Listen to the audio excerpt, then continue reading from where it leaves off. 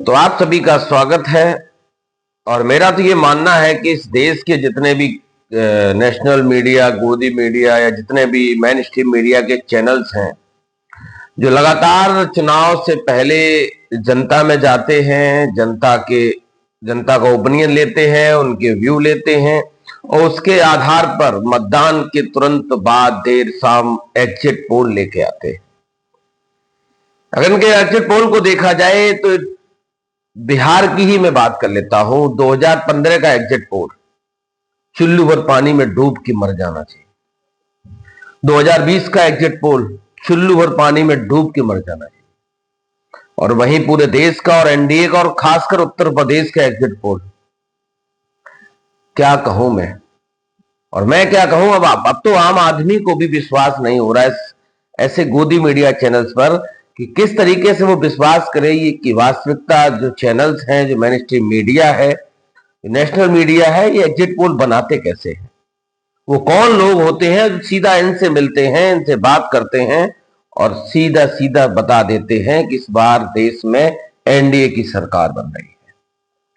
2015 का exit poll हमने देखा, आपने देखा, पूरे देश ने देखा बिहार का। 2020 का एग्जिट पोल, देश का एग्जिट पोल, आखिर कैसे भरोसा करे कोई तुम्हारे एग्जिट पोल। हर बार तुम मुंह की खाते हो, हर बार चुल्लू भर पानी में तुम्हारे एग्जिट पोल डूब के मर जाते हैं। और जो मेरा मानना है कि आने वाली 14 तारीख यानी कल के दिन के बाद परसों जो 14 तारीख है, उस 14 तारीख को भी ये एग्जिट पोल ऐसे ही चुल्लू भर पानी में डूब के मरेंगे। सबसे पहले तो आप स्क्रीन पे हमारे देखिए कि बिहार का जो एग्जिट पोल है, जो चैनल्स दिखा रहे हैं, उनका एक एक स्क्रीनशॉट मैंने डाला है, पहले देखिए आप।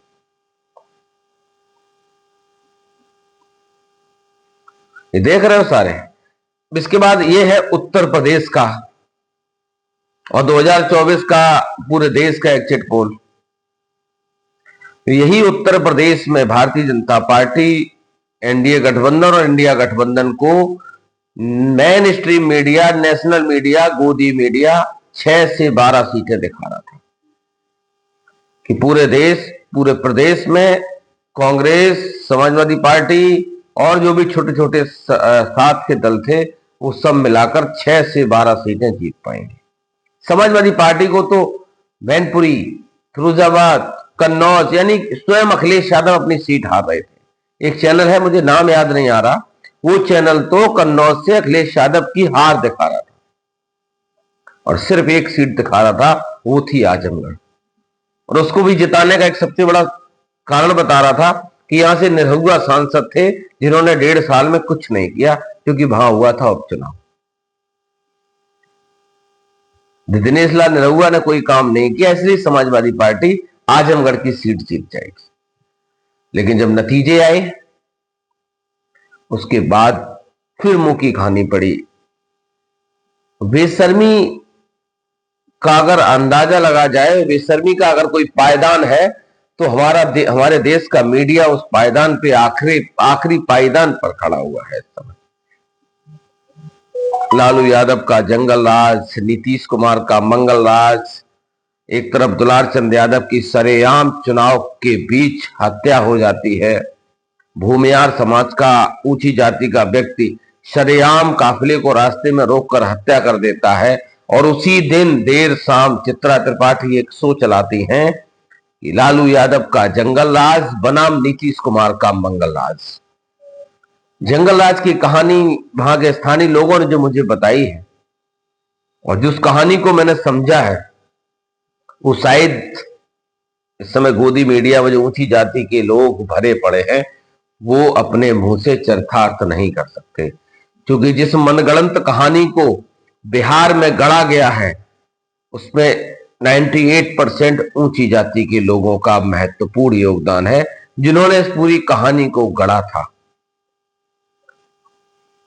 जंगल राज की कहानी, जहां जातियों को बराबरी में बैठने का अधिकार नहीं था, सामने निकलने का अधिकार नहीं था, जूते सर पे रख के ले जाया करते थे लोग, झाड़ू बांध के, हांडी बांध के, नंगे पैर अच्छे कपड़े नहीं पहनने दिए गए लोगों को। अगर किसी ने बराबरी के लिए बिगुल फूका था, बराबरी का हक और अधिकार की लड़ाई लड़ी थी और हक और अधिकारों की लड़ाई में निचली जातियों को बराबरी के पायदान पर लाकर खड़ा कर दिया, तो ऊंची जाति के लोगों की छाती पे सांप लौट गया और उन्होंने उस पूरी उपलब्धि को, उपाधि को जंगल राज की संज्ञा दे दी। जिन्होंने जंगल राज की संज्ञा दी उन्हीं के सहजाती लोग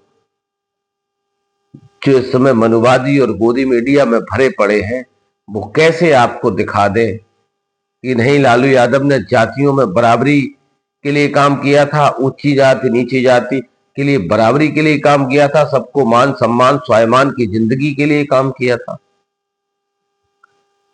लेकिन वो नहीं दिखा सकते। वो दिखा सकते हैं जंगल राज बनाम मंगल राज।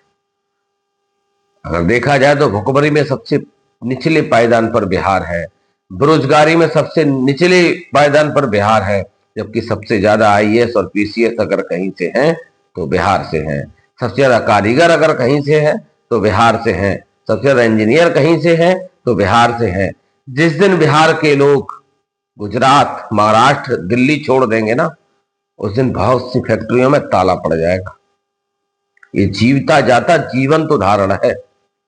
और हमारे जैसे बहुत से लोग जो दिल्ली, उत्तराखंड, हरियाणा, पंजाब, गुजरात गए होंगे और जिन्होंने देखा होगा कि फैक्ट्रियों में, कंपनियों में जो वास्तविकता लेबर वर्क से लेकर ऊपर लेवल तक पूरे यूनिट को संभालने वाले लोग हैं, उसमें सबसे ज्यादा संख्या अगर किसी की है तो बिहारियों की है। फिर वहीं आ जाता हूं एग्जिट पोल पर। कल का दिन बीच में है, लगभग 48 घंटे की बात। अब तो 48 भी नहीं, लगभग 40-30 घंटे, 35 घंटे बचे हैं।